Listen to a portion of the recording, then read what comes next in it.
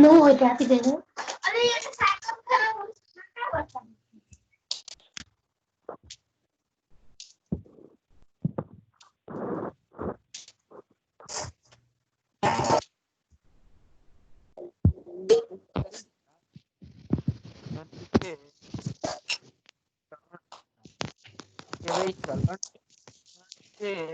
हाँ जी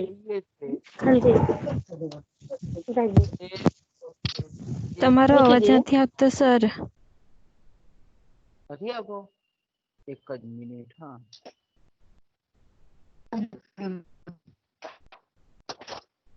हिंदी नहीं Priyanka speaker mute કર દે. પણ તો કાઢી આવ્યો સર. હા, પણ સ્પીકર જેના ઓન છે ને તેમને બંધ કરવા કહો તો વધારે આવશે. પ્રિયંકા તારું સ્પીકર બેટા બંધ કરતો. પ્રિયંકા તારું સ્પીકર ચાલે છે. સર બંધ છે. હા, હવે બંધ થયું. હવે તે બંધ કર્યું. બરાબર.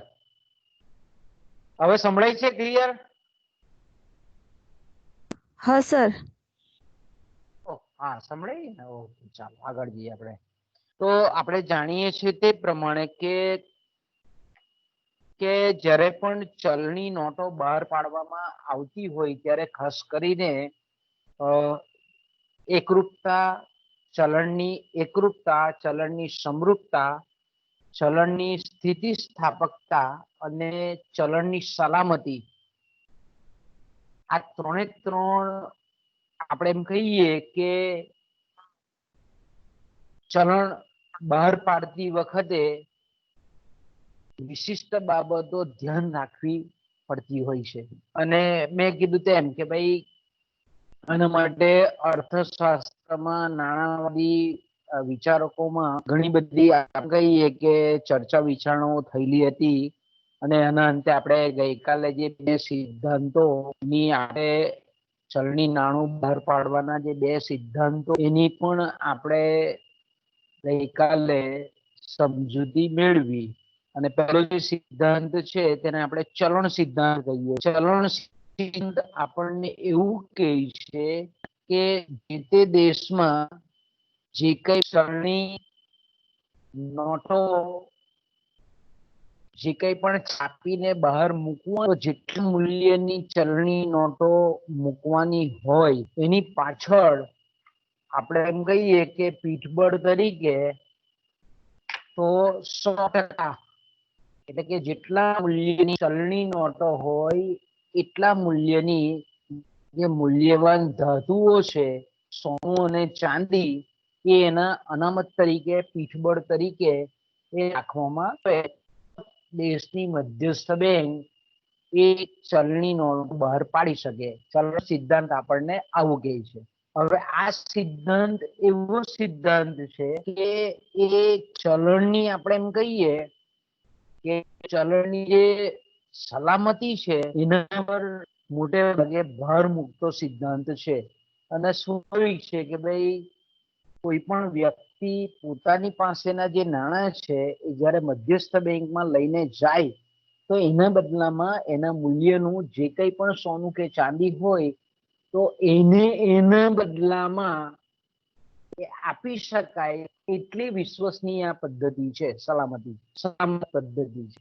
પણ આપણે જાણીએ છીએ તે પ્રમાણે, અને ગઈકાલે આપણે ચર્ચા કરી છે તે પ્રમાણે, કે આ પદ્ધતિ એક તો ચલણી જે નોટો છે એના માટે પૂરેપૂરી સલામત પદ્ધતિ છે. બીજું આપણે કહીએ કે કોઈ જાતનો ભાવ વધારો કે ફુગાવાની પરિસ્થિતિ આપણને આ પદ્ધતિ પ્રમાણે જો ચલણ છાપવામાં આવે તો અર્થતંત્રમાં ફુગાવાજન્ય પરિસ્થિતિ આપણને જોવા નહીં મળે. પણ આ પદ્ધતિનો સૌથી મોટામાં મોટો જો આપણે કહીએ કે નબળો પોઈન્ટ હોય, નબળું પાસું એ છે કે જ્યારે કે વિકાસશીલ રાષ્ટ્ર હોય અને જ્યારે આપણે એમ કહીએ કે આર્થિક વિકાસની પ્રક્રિયાનો પ્રારંભ કરેલો હોય ત્યારે નાણાકીય સાધનોની એ દેશને ખૂબ જરૂર પડતી હોય છે. તો આપણે કહીએ કે જ્યારે ઘણા બધા નાણાકીય સાધનોની આવશ્યકતા ઊભી હોય, જરૂર પડતી હોય, તો એવા સંજોગોમાં આપણે એમ કહીએ કે જ્યાં સુધી દેશની સરકાર પાસે કે મધ્યસ્થ બેંક પાસે જો પૂરતા પ્રમાણમાં અનામત તરીકે રાખવા માટે જો સોનું કે ચાંદી નહીં હોય, તો એ નવા ચલણી નાણાંનું સર્જન કરી શકતી નથી. એટલે આપણે એમ કહી શકીએ કે ચલણ સિદ્ધાંત પ્રમાણે જો આપણે કહીએ કે ચલણ જો છાપવામાં આવે તો એ કેવું બને છે? અસ્થિતિ સ્થાપક બને છે. અને સાથે સાથે આપણે એમ કહીએ કે આ સિદ્ધાંત કેવો છે? જડ છે, જડ અપરિવર્તનશીલ છે.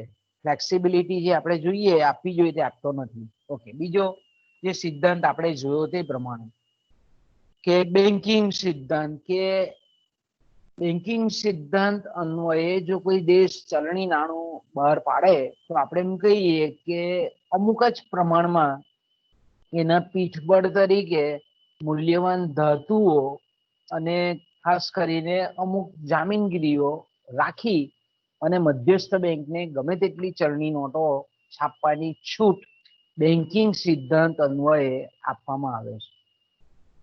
તો આપણે એમ કહીએ કે આ પદ્ધતિ ખૂબ જ સ્થિતિસ્થાપક પદ્ધતિ છે અને અર્થતંત્રમાં જ્યારે અલગ અલગ ક્ષેત્રોમાં નાણાકીય સાધનોની આવશ્યકતા હોય ત્યારે આપણે એમ કહીએ કે એ ફેરફાર કરી શકે છે, નવું નાણું છાપીને બહાર પાડી શકે છે, કારણ કે ઓછામાં ઓછી અનામત રાખવાની હોય છે મધ્યસ્થ બેંકે. પણ એનું આપણે એમ કહીએ કે મોટામાં મોટો જે ભય છે બેન્કિંગ સિદ્ધાંત પ્રમાણે જો નાણું છાપવા દેવામાં આવે તો મધ્યસ્થ બેંકને આપણે એમ કહીએ કે બહુ વધારે પડતી સત્તા એ ચલણી નાણું છાપવાની મળી જાય અને એનું પરિણામ સ્વરૂપ એ હોય કે જો એમાં કોઈ વિવેક રાખવામાં નહીં આવે તો તેવા સંજોગોમાં આપણે એમ કહીએ કે અર્થતંત્રમાં નાણાંનો પુરવઠો ખૂબ વધી જાય અને એને લીધે આપણે એમ કહીએ કે અર્થતંત્રમાં ભાવ સપાટી ઉત્તર ઉપર જાય, ફુગાવાનો જે દર છે તે ઘણો બધો ઊંચો જાય અને નાણાંનું મૂલ્ય જે છે, નાણાંની ખરીદ શક્તિ છે એ આપણને ઘટતી જતી એ જોવા મળે. આ પદ્ધતિનો મોટામાં મોટો આખરાશ. એટલે આ સિદ્ધાંતમાં આપણે કહીએ કે આ સિદ્ધાંત એટલે કે બેન્કિંગ સિદ્ધાંત પ્રમાણે જો ચલણી નાણું બહાર પાડવામાં આવે તો આપણે એમ કહીએ કે સરકાર અને મધ્યસ્થ બેંક અવિરત રીતે નાણાંનો પુરવઠાનું સર્જન કરે, નાણાંનો પુરવઠો વધારે, એક સંભાવના રહેલી છે. તો આપણે એમ કહીએ કે વિશ્વના અત્યારના જેટલા પણ દેશો છે તે આ બંને સિદ્ધાંતનો સમન્વય કરી અને પછી આપણે એમ કહીએ કે ચલણ સિદ્ધાંત અને બેન્કિંગ સિદ્ધાંત આ બંનેનો સાથે ઉપયોગ કરી અને પછી ચલણી નાણું બહાર પાડે છે. આપણે એમ કહી શકીએ કે ચલણ સિદ્ધાંત અને બેન્કિંગ સિદ્ધાંતના સમન્વય કરીને આપણે કહીએ કે ખાસ કરીને ચલણી નાણું બહાર પાડવાની જે પદ્ધતિઓ જે વિકસાવેલી છે તે મુખ્યત્વે આપણે એમ કહીએ કે 3 પદ્ધતિઓ છે. એ પદ્ધતિ કેટલી છે? તો કે ભાઈ એ પદ્ધતિ આપણે એમ કહીએ કે મુખ્યત્વે 3 પદ્ધતિઓ ખાસ છે. ધારો કે આપણે એમ કહીએ કે જે પહેલી પદ્ધતિ છે તેને આપણે નિશ્ચિત બિન અનામત પદ્ધતિ આપણે કહીએ છીએ. બરાબર. પહેલી જે પદ્ધતિ છે ચલણી નાણું બહાર પાડવાની જે પદ્ધતિઓ છે તે આપણે જાણીએ છીએ તે પ્રમાણે પહેલી મેં તમને કાલે બતાવેલી હતી એ છે નિશ્ચિત બિન અનામત પદ્ધતિ. બીજી પદ્ધતિ છે સપ્રમાણ અનામત પદ્ધતિ. હવે એના 2 પાછા રૂપો છે. સપ્રમાણ અનામત પદ્ધતિ છે તેના આપણે એમ કહીએ કે પાછા 2 એના રૂપો પણ છે. ધારો કે આપણે એમ કહીએ કે એમાં સોના પર આધારિત અને સોના પર બિન આધારિત સપ્રમાણ અનામત પદ્ધતિ. આપણે એમ કહીએ કે આ રીતની 2 પદ્ધતિઓ છે. અને ત્રીજી જે પદ્ધતિ છે એ પદ્ધતિને આપણે કહીએ છીએ ન્યૂનતમ અનામત પદ્ધતિ. એને આપણે એમ કહીએ કે આ જે પદ્ધતિઓ છે 3 એ 3 એની આપણે આજે વિગતે સમજૂતી પ્રાપ્ત કરીએ. ગઈકાલે આપણે આ બેન્કિંગ સિદ્ધાંત ને ચલણ સિદ્ધાંત સુધી આપણે ભણેલા હતા. તો પહેલી જે પદ્ધતિ છે તે એનું બીજું નામ પણ છે. પહેલું છે નિશ્ચિત બિન અનામત પદ્ધતિ અને બીજું છે વિશ્વસનીય નિશ્ચિત નાણાં પ્રમાણ પદ્ધતિ. પરીક્ષામાં વળી કોઈ પેપર સેટર હોય તો આવો શબ્દ પ્રયોગ પણ કરે કે વિશ્વસનીય, એટલે જેને આપણે ફ્યુડિશિયરી કહીએ છીએ, ફિક્સ્ડ ફ્યુડિશિયરી સિસ્ટમ, ચોક્કસ બિન અનામત પદ્ધતિ. હવે આપણે એમ કહીએ કે આ પદ્ધતિ એવી પદ્ધતિ છે, શરૂઆતમાં દુનિયાના મોટા ભાગના દેશોએ આ પદ્ધતિનો ઉપયોગ કરેલો છે.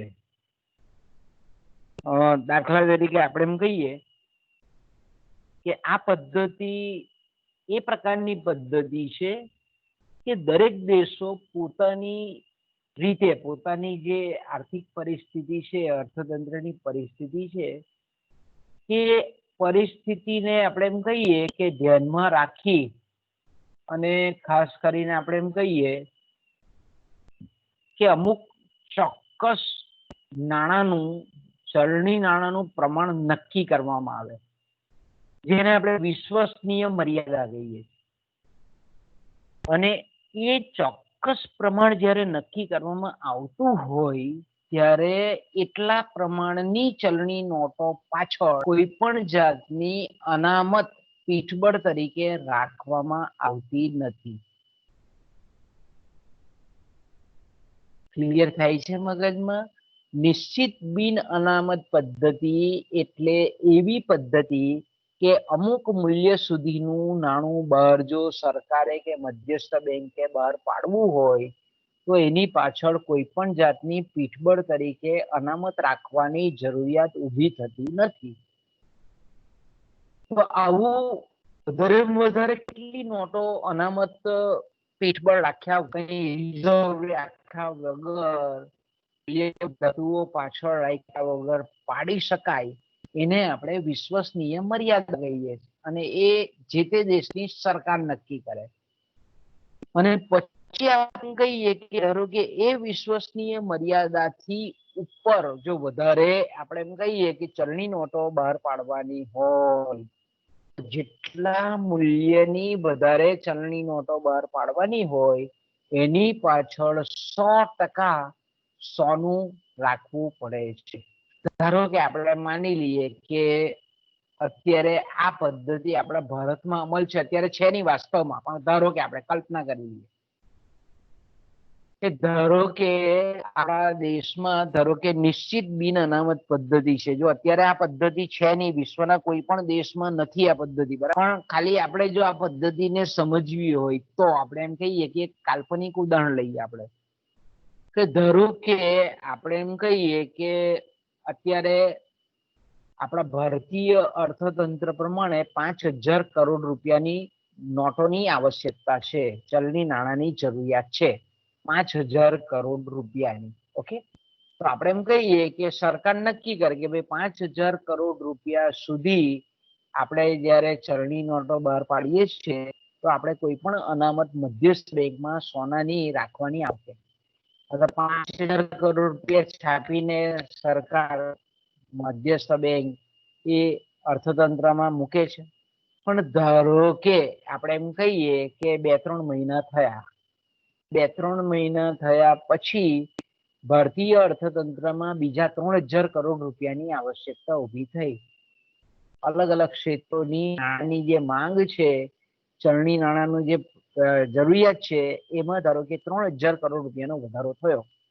તો આપણે એમ કહીએ કે અલગ અલગ ક્ષેત્રોની જે ચલણી નાણાંની માંગ છે એને લીધે સરકાર અને મધ્યસ્થ બેંક વિચારે કે ભાઈ હવે આપણે આ 3,000 કરોડ રૂપિયા વધારાના બીજા ચલણી નાણું બહાર પાડવું પડશે. તો આપણે એમ કહીએ કે 5,000 રૂપિયા સુધી એક પણ અનામત તરીકે મધ્યસ્થ બેંકમાં પીઠબળ તરીકે કશું રાખવાની જરૂર નથી. પણ આ વધારાના 3,000 કરોડ રૂપિયાની જે જરૂરિયાત પડી છે, તો 3,000 કરોડ રૂપિયાનું સોનું એની પાછળ રાખવું પડે, તો જ એ 3,000 કરોડ રૂપિયાના મૂલ્યની નોટો બજારમાં મૂકી શકે, પાડી શકે, બહાર પાડી શકે, નવી છાપી શકે.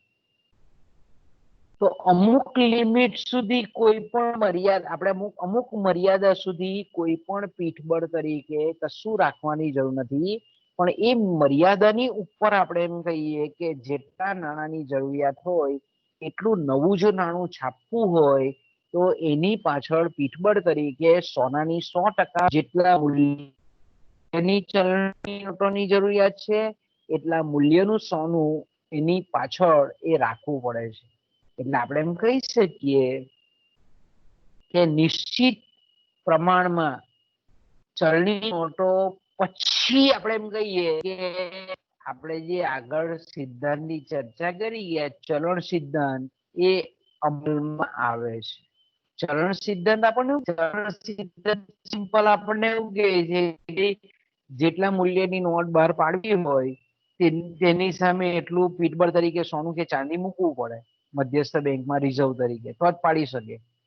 તો અહીંયા અમુક નિશ્ચિત પ્રમાણ સુધી કોઈ સિદ્ધાંત કામ નથી કરતો. એમને આપણે એમ કહીએ કે પણ અમુક મૂલ્ય પછી ચલણ સિદ્ધાંત એ અમલમાં બને છે આ પદ્ધતિ પ્રમાણે જ્યારે ચલણી નાણું બહાર પાડવામાં આવે.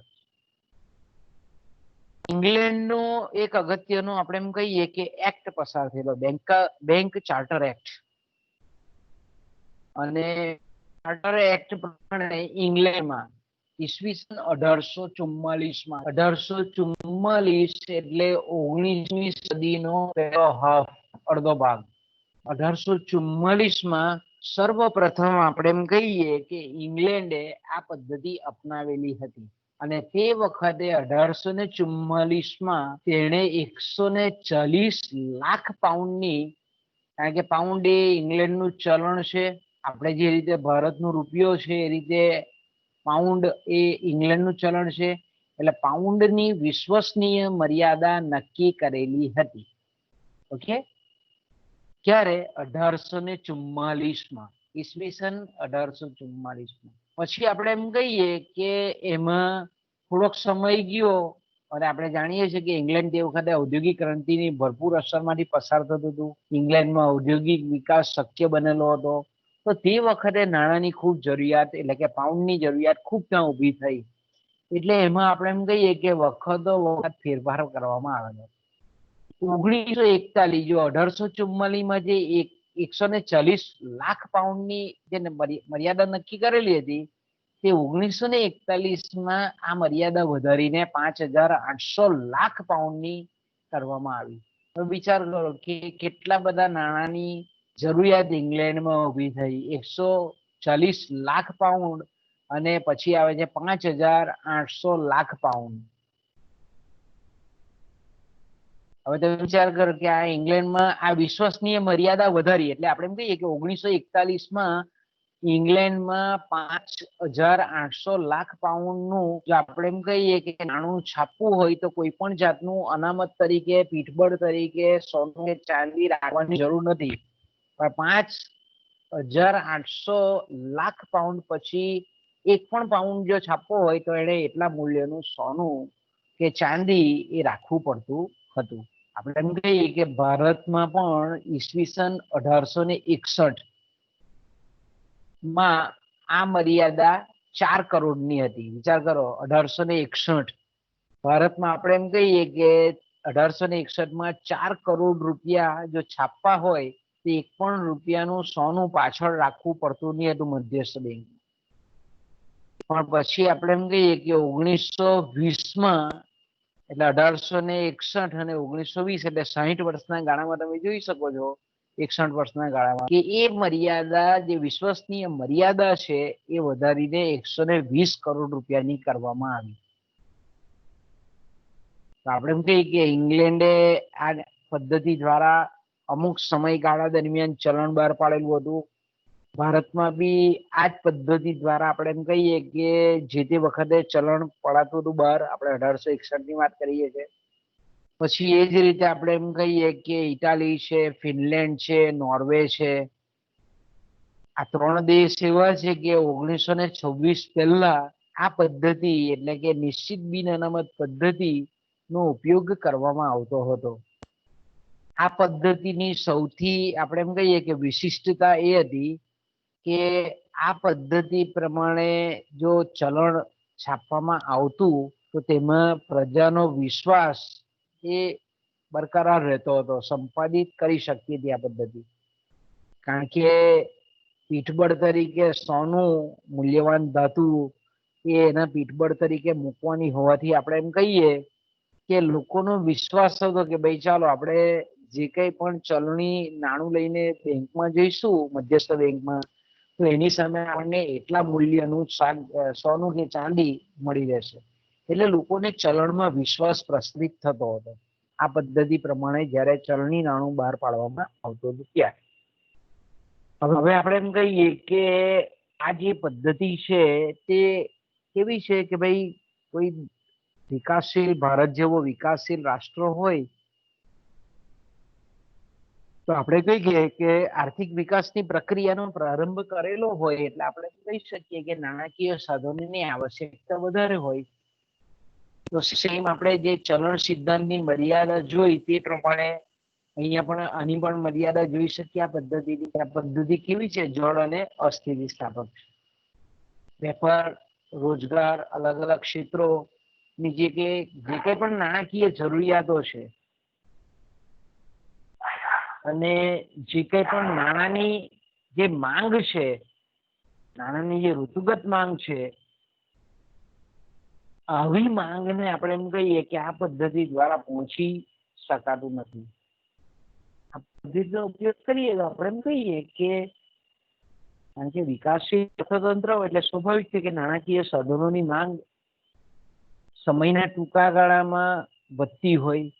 તો એવા સંજોગોમાં આપણે એમ કહીએ કે મધ્યસ્થ બેંક અર્થતંત્રની જે નાણાંની માંગની જે જરૂરિયાત છે એને બરાબર પૂરતી ન્યાયિક રીતે આપણે કહીએ કે પહોંચી વળી શકતી નથી. અને બીજો છે સૌથી મોટામાં મોટો માઇનસ પોઈન્ટ કયો છે કે ભાઈ આ પદ્ધતિમાં સોનું જે છે કે ખૂબ અગત્યનું આપણે એમ કહીએ કે મૂલ્યવાન ધાતુ છે. અને તે વખતે આપણે એમ કહીએ કે આ પદ્ધતિ જ્યારે અમલમાં હતી 1861માં એટલે 19મી સદીના ઉત્તરાર્ધમાં, ત્યારે આપણે એમ કહી શકીએ કે સોનાનો આંતરરાષ્ટ્રીય ધોરણે સ્વીકાર વેપાર થતો હતો, આંતરરાષ્ટ્રીય વેપાર થતો હતો. તો તે વખતે આપણે એમ કહીએ કે સોનાની આપલે થતી હતી વસ્તુ અને સેવાના બદલામાં. તો આપણે એમ કહીએ કે આ પદ્ધતિ પ્રમાણે જ્યારે ચલણ બહાર પાડવામાં આવતું હોય તો દેશની આંતરિક જરૂરિયાતને અનુસાર જે કંઈ પણ ચલણ બહાર પાડવામાં આવતું હતું તેના પીઠબળ તરીકે 100% સોનું રાખી મૂકવું પડતું હતું. હવે એ સોનાનો બીજો કોઈ ઉપયોગ નહીં હતો કારણ કે એ ચલણના પીઠબળ તરીકે હતું. એટલે કેવું હતું? નિષ્ક્રિય હતું. ખાલી આપણે એમ કહીએ ને કે રિઝર્વ બેંકમાં, મધ્યસ્થ બેંકમાં એ સોનું કોઈ પણ જાતના બીજા ઉપયોગ વગર એ એમને પડી રહેતું હતું. એટલે આપણે કહીએ કે કોઈ પણ જાતનું મૂડી છે, બહુ અગત્યનું મૂડી છે સોનું, એટલે અગત્યની અસ્કયામત છે. અને એમને જો આપણે કહીએ કે ખાલી ચલણ બહાર પાડવા માટે જો એને રિઝર્વ તરીકે રાખો, સ્વાભાવિક છે કે આંતરરાષ્ટ્રીય વેપારમાં પણ જોઈએ તેવી પ્રગતિ થાય નહીં. બીજા અર્થમાં કહીએ કે મધ્યસ્થ બેંક પાસે સોનું જો નિષ્ક્રિય રીતે પડી જતું હોય તો આપણે કઈ પડી રહેતું હોય તો આપણે એમ કહીએ કે આ પદ્ધતિ ખર્ચાળ પદ્ધતિ કહેવાય. કારણ કે એને કેટલો સમયનો ખર્ચ બી આવે ને, એની સિક્યુરિટીનો ખર્ચ. તો આપણે એમ કહીએ કે આ પદ્ધતિ એ રીતે જોઈએ તો અસ્થિતિસ્થાપક છે, જળ છે, અર્થતંત્રની જે નાણાકીય સાધનોની જે જરૂરિયાત છે બરાબર સમયાંતરે પહોંચી વળવું જોઈએ તે પહોંચી વળાતું નથી. અને સોનાની જે અસ્કયામતો છે તે નિષ્ક્રિય રીતે આપણને પડી રહેતી જોવા મળે છે. ઓકે, જે બીજી પદ્ધતિ છે તે સપ્રમાણ અનામત પદ્ધતિ, જેને આપણે ઇંગ્લિશમાં કહીએ છીએ પ્રપોર્શનલ રિઝર્વ સિસ્ટમ. ઓકે, તો આપણે એમ કહીએ કે પહેલી જે એમાં પદ્ધતિ છે આપણી ચોપડીમાં એક જ આપેલી છે, પણ તમે પરીક્ષામાં કરી શકો કરવું હોય તો આ રીતે કે ભાઈ સપ્રમાણ અનામત પદ્ધતિ છે તેના પાછા બે સ્વરૂપો છે. પહેલું જે સ્વરૂપ છે કે એમાં ચલણના પીઠબળ તરીકે ખાલી સોનું જ રાખવાનો આગ્રહ રાખવામાં આવતો હતો, અને બીજું જે સ્વરૂપ છે તેમાં સોનું, વિદેશી ચલણ અને વિદેશી જામીનગીરીઓનો પણ પીઠબળ તરીકે ઉપયોગ કરવામાં આવતો હતો. એટલે આપણે એમ કહીએ કે સામાન્ય રીતે જે સોના પર આધારિત જે સપ્રમાણ અનામત પદ્ધતિ જે છે હતી, અત્યારે કોઈ જગ્યા ઉપયોગ નથી થતો, પણ એક સમય એવો હતો કે વિશ્વના મોટા ભાગના દેશો આ પદ્ધતિ પ્રમાણે ચલણી નાણું બહાર પાડતા હતા. આપણે એમ કહીએ કે સોના પર આધારિત જે સપ્રમાણ અનામત પદ્ધતિ છે તે આપણને એવું કહે છે કે મધ્યસ્થ બેંક કે સરકાર જેટલી પણ ચલણી નોટો બહાર પાડે તેની સામે તેટલી, આપણે એમ કહીએ ને કે તેની સામે કેવું એટલી જ આપણે ખાસ કરીને એની સામે એટલી જ આપણે એમ કહીએ કે જે સોનાની અસ્કયામતો છે એ સોનાની અનામતો એ રિઝર્વ તરીકે પીઠબળ તરીકે રાખવી પડતી. અને આપણે એમ કહીએ કે ઘણા બધા દેશોમાં ઘણી બધી અલગ અલગ નીતિઓ આપણને જોવા મળતી હતી તે વખતે. આપણે એમ કહીએ કે ભાઈ કોઈક દેશમાં ચલણી નાણું જેટલા મૂલ્યનું હોય એની પાછળ 20% જેટલું સોનું રાખતા હતા, કેટલાક 30% રાખતા હતા, કેટલાક 25% રાખતા હતા, કેટલાક 50% રાખતા હતા, કેટલાક 80% રાખતા હતા. એટલે આપણે એમ કહીએ કે એની પાછળ જે પીઠબળ તરીકે સોનાનું અમુક ચોક્કસ પ્રમાણ તો રાખવાનું જ. તો મોટે ભાગે આપણે એમ કહીએ કે જો સરેરાશ મોટા ભાગના જે દેશો હતા તે 20% થી 50% અથવા તો 25% થી 50% જેટલું જેટલા મૂલ્યનું ચલણ છાપવાનું હોય એની પાછળ પીઠબળ તરીકે લોકો રાખતા હતા. પણ બાકીની જે આપણે એમ કહીએ કે અનામતો જે છે, હવે બાકીની એટલે હું પાછું તમને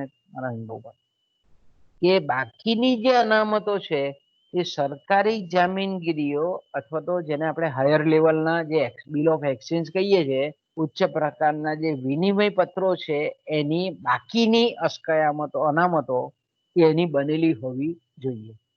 હવે દાખલા તરીકે આપણે એમ કહીએ કે કોઈક દેશની સરકાર જયારે ચલણ બહાર પાડતી હોય અને એમાં એમણે એવું નક્કી કર્યું હોય કે ભાઈ જેટલા ચલણનું મૂલ્ય છે એના 40% અનામતનું પ્રમાણ નક્કી કરવું. તો એનો મતલબ એવો થયો હતો કે ભાઈ 100 કરોડ રૂપિયાની જો ચલણી નોટો બહાર પાડવાની હોય તો 40 કરોડ રૂપિયાનું સોનું તો રાખવું પડે. અને 60 કરોડની જામીનગીરીઓ જે આપણે આગળ ચર્ચા કરી તે પ્રમાણે સરકારી જામીનગીરીઓ અને ઉચ્ચ કક્ષાના જે ઉચ્ચ સ્તરના જે વિનિમય પત્રો છે એને આપણે અનામત તરીકે રાખવા પડે તો જ ચલણી નાણું આ પદ્ધતિ પ્રમાણે એ છપાય. ઓકે,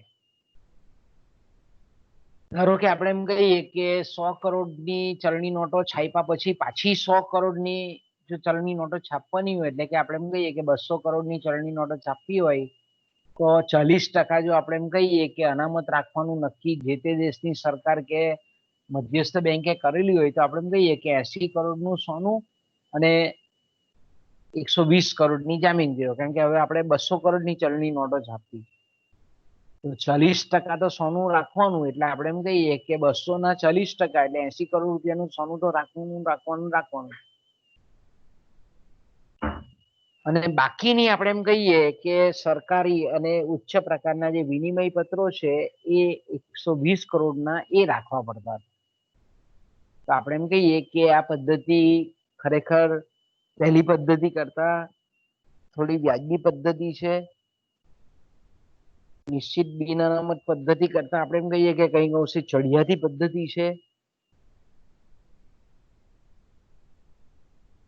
આ જે પદ્ધતિ છે તેનો America, Canada, New Zealand, Yugoslavia, Bharat, Australia વગેરે જેવા દેશોએ આ પદ્ધતિ અપનાવેલી હતી. એટલે આ જે પદ્ધતિ છે તેમાં આપણે જાણીએ છીએ તે ચર્ચા કરી તે પ્રમાણે કે અમુક ટકા સોનાની અસ્કયામતો રાખવાની, અનામત રાખવાની, અને પછી આપણે એમ કહીએ કે પોતાની રીતે નોટ બહાર પાડી શકે. પણ અહીંયા આપણે એમ કહીએ ને કે પહેલી પદ્ધતિ જે છે કે જે ચલણની વિશ્વસનીયતા જાળવી રાખે છે, એવું થોડુંક અહીંયા આપણે એમ કહીએ કે પહેલી પદ્ધતિ જેવો પ્રજાનો ચલણમાં વિશ્વાસ પ્રસ્થાપિત થઈ શકતો નથી.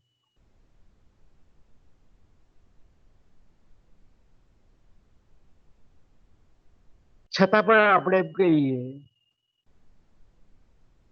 કે ખાસ કરીને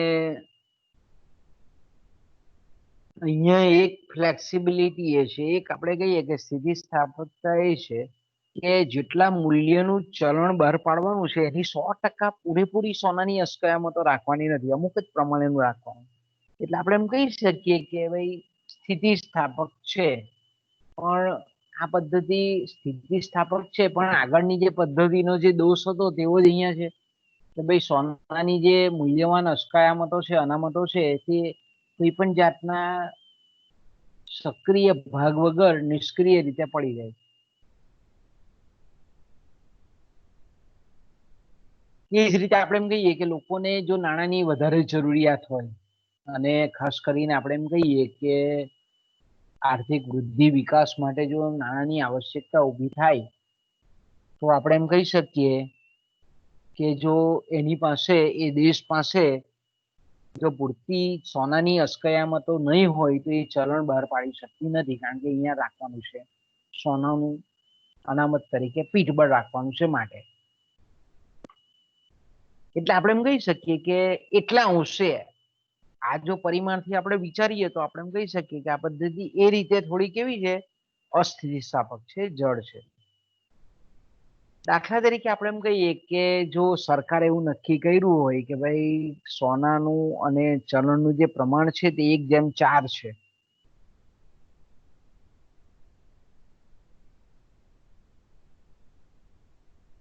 તો આ પદ્ધતિ પ્રમાણે આપણે એમ કહી શકીએ કે સોનાની જે અનામતો છે, સોનાનું જે પીઠબળ છે, એમાં જો થોડોક ટકાવારી જો ઘટાડો થાય તો ચલણનું પ્રમાણ એ જે પ્રમાણે આપણે સંબંધ સ્થાપિત કરેલો છે, નક્કી કરેલો છે મધ્યસ્થ બેંકે, એ રીતે આપણે એમ કહીએ કે ચલણનું પ્રમાણ પણ ઘટાડવું પડે. મેં કીધું તેમ કે સોનાનું અને ચલણનું પ્રમાણ જો 1:4 હોય તો તેનો મતલબ એવો થાય કે સોનાની અસ્કયામતો જો 1% ઘટે તો કુલ ચલણનું પ્રમાણ 4% ઘટાડવું પડે. કરવું પડે અહીંયા જો 1:4 હોય તો 1% સોનું ઘટે, મૂલ્યવાન ધાતુ 1%માં જો ખાલી ઘટાડો થાય તો ચલણનું પ્રમાણ જે છે એ 4% પ્રમાણે ઘટાડવું પડે. એટલે આપણે એમ કહીએ કે 100 કરોડ રૂપિયાની જો સોનાની અસ્કયામતો અર્થતંત્રમાંથી ઘટે તો 400 કરોડ રૂપિયાની જે નોટો છે એનું પ્રમાણ ઘટાડવું પડે.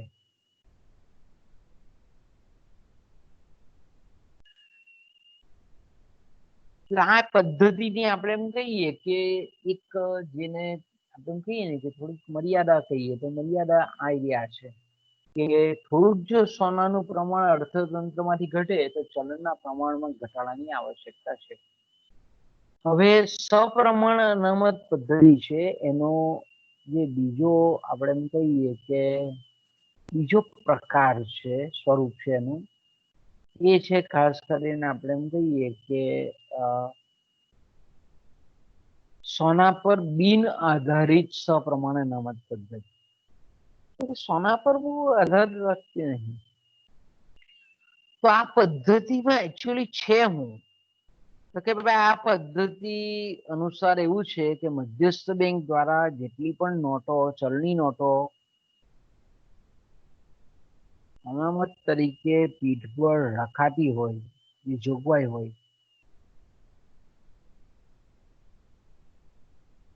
એટલે કે ચલણી નોટોના જે પુરવઠામાં વધારો જો કરવો હોય તો સોનાની અનામતોમાં એને પ્રમાણસર વધારો કરવો પડે, પહેલા સ્વરૂપમાં આપણે જોયું તે પ્રમાણે. પણ અહીંયા મેં કીધું તેમ કે ભાઈ દરેક દેશો અમુક જ લિમિટેડ ટકામાં આપણે એમ કહીએ કે 20 થી 40% જો અનામત તરીકે રાખવામાં આવતું હોય જો એનું પ્રમાણ પીઠબળ તરીકે અનામતનું, તો એમાં ખાલી 20 કે 40%નું પૂરેપૂરું સોનું તો રાખવાની જરૂરિયાત છે જ નહીં. પણ આપણે એમ કહીએ કે જે વિનિમય પત્રો છે, અલગ અલગ સરકારની જામીનગીરીઓ છે, કે દાખલા તરીકે આપણે કે ટ્રેઝરી બિલ છે, સરકારના એવા બોન્ડ હોય, તો આપણે વિદેશી જામીનગીરીઓ, બહારના દેશની આપણે એમ કહીએ કે જામીનગીરીઓ હોય, કોઈ આપણે એમ કહીએ કે અમેરિકાની જે નેશનલાઇઝ બેંક છે અથવા તો રાષ્ટ્રીયકૃત બેંક છે, એના આપણે એમ કહીએ કે ધારો કે મધ્યસ્થ બેંકે આપણી રિઝર્વ બેંક ઓફ ઇન્ડિયાએ કોઈક જો જામીનગીરી ખરીદેલી હોય તો એ પણ અહીંયા પીઠબળ તરીકે રાખી શકાય. એટલે અહીંયા આપણે કહીએ કે સોના પર આધારિત જે સપ્રમાણ અનામત પદ્ધતિ છે તેમાં અમુક ચોક્કસ ટકાવારી સોનાનું પ્રમાણ પીઠબળ તરીકે રાખવું પડતું હતું, જ્યારે આ પદ્ધતિમાં આપણને ફ્લેક્સિબિલિટી છે, 20 થી 40% અનામત રાખવાની છે, પણ એમાં આટલા જ ટકા સોનું રાખવાની એવી આવશ્યકતા નથી. વિનિમય પત્રો હોય, સરકારી જામીનગીરી હોય, વિદેશી જામીનગીરી હોય, વિદેશી હુંડિયામણ હોય, એ કોઈ પણ વસ્તુને આપણે એમ કહીએ કે અનામત તરીકે રાખી શકાય. પછી આ પદ્ધતિ એવું પણ માને છે કે ખાલી ચલણી નોટો નહીં, પણ મધ્યસ્થ બેંક, સરકાર વતી જે કંઈ પણ જામીનગીરીઓ થાપણો બહાર પાડે એની બધાની પાછળ આપણે એમ કહીએ કે અનામતો હોવી જોઈએ અને એમાં સોનું ખાસ રાખવું જોઈએ એવું ઘણા વિવેચકોનું કહેવું છે.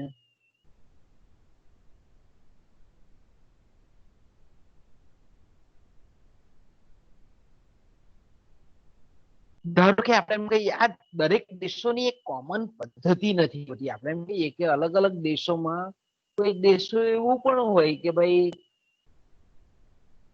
ત્યાં સોનાની અસ્કયામતોને પીઠબળ તરીકે રખાતી પણ હોય ને કોઈ જગ્યાએ આપણે એમ કહીએ કે એના વગર પણ એ દેશમાં ચલણી નાણું નવું છાપી શકાય એવું.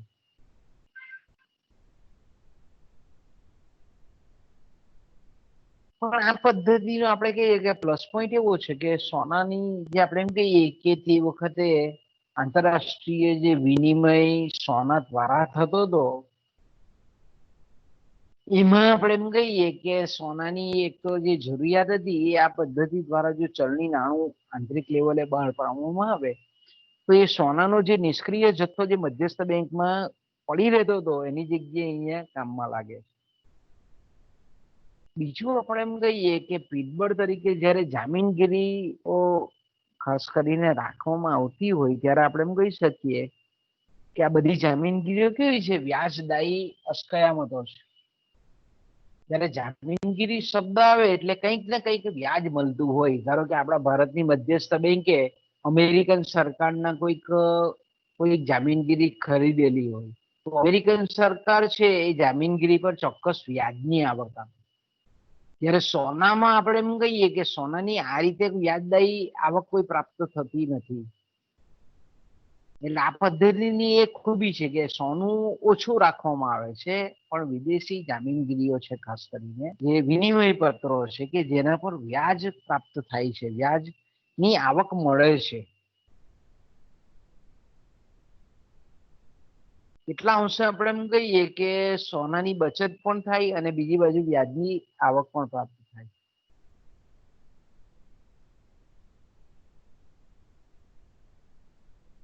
બીજું આપણે એમ કહીએ કે આ પદ્ધતિનો બીજો જે ફાયદો છે તે કે જ્યારે આંતરરાષ્ટ્રીય વેપાર કરવામાં આવતો હોય અને તેવા સંજોગોમાં જો લેણદેણની તુલા જો પ્રતિકૂળ હોય તો પ્રતિકૂળ લેણદેણની તુલાને આપણે એમ કહીએ કે સમતોલ કરવા માટે જે જામીનગીરીઓ છે એનો ઉપયોગ કરી શકાય.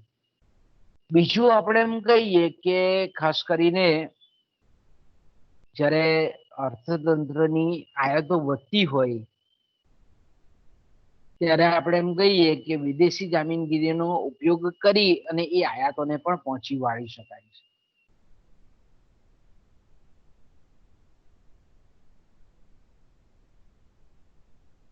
ખાસ કરીને આપણે એમ કહીએ કે ભારતમાં 1935 એટલે 1934માં જ્યારે મધ્યસ્થ બેંકનો reserve bank of India act બહાર પાડ્યો ત્યારથી માંડીને 1956 એટલે આપણે એમ કહીએ કે સપ્ટેમ્બર 30 સપ્ટેમ્બર 1956 સુધી આ પદ્ધતિ ભારતમાં અમલમાં હતી. એટલે કે એ પદ્ધતિ પ્રમાણે ચલણી નાણું એટલે કે રૂપિયો અને સિક્કાઓનું સર્જન થતું હતું. એમાં સોના પરનો વેટેજ ઓછો હતો, પણ આપણે એમ કહીએ કે અન્ય અસ્કયામતો પણ અનામત તરીકે ઉપયોગ થતો હતો. મેઇન વસ્તુ આ છે આમાં.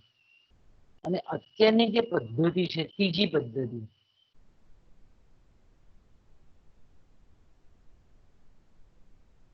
ત્રીજી પદ્ધતિ છે તેને આપણે કહીએ છીએ ન્યૂનતમ અનામત પદ્ધતિ. આપણી જે મેં કીધું તેમ કે હમણાં જે દરેક દેશો અમલ કરે છે આ પદ્ધતિની, એ ત્રીજી પદ્ધતિ છે ન્યૂનતમ અનામત પદ્ધતિ. તો મિત્રો આપણે અહીંયાથી અટકવું, કારણ કે ટીવાયનો પીરિયડ છે એટલે આપણે અહીંયાથી અટકીએ. આપણો પાછો કાલની જેમ હા સર, આપણો બપોર પછી લેક્ચર છે. 2:30 પીરિયડ છે. સારું. 2:30 છે આજે આપણે. હા, એટલે આપણે 2:30 પાછા ભેગા થઈએ. સારું સર. ઓકે. હા.